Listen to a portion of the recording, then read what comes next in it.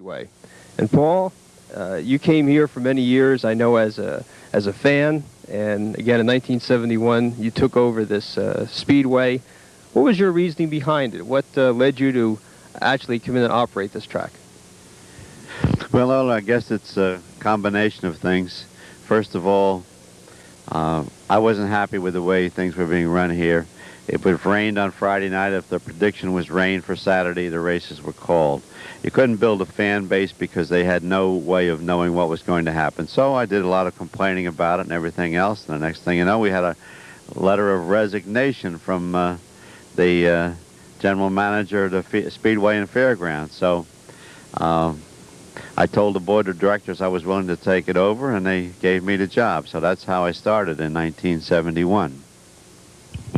Now, when you first came here, what were some of the initial things that you changed? Was it to increase the fan base by adding some more exciting things here, different types of racing? Yes, at that time there was no racing beyond the fair, or no racing beyond Labor Day. The season started late, and it was two divisions, just the sportsman and the modified. We added late models and a lot of other.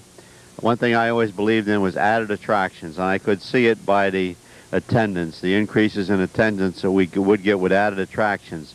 So we added the sprints as often as we could. We kept adding enduros. We added demolition derbies. Any other thing that we could add that we thought would be exciting for the fans, like bringing in the USAC sprints once, and we brought in the 70s, we brought in the what it was then in NASCAR, the Great American Series. Tiny Lund, Buck Baker, and Jimmy Pascal, and quite a few of the other fellows were here. And that, to me, was what helped Flemington get back on the map.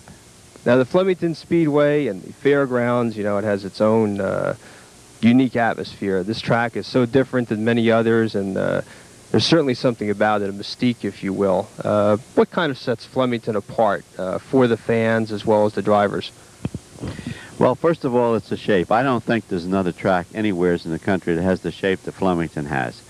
It's a track that you can stay on it all the time. It doesn't have the long straightaways where you have to back off between 1 and 2 and back off again between 3 and 4. You can stay on it by coming in close on the corners, drifting to the outside, midway down the straightaways, for what short straightaways they are. But it's a track that, although you would think just the opposite, you can maintain the top speed, and everybody likes speed, and that's it. Another thing is the cleanliness of the place. So we pride ourselves in keeping the grounds and the track always well mowed and well groomed between races.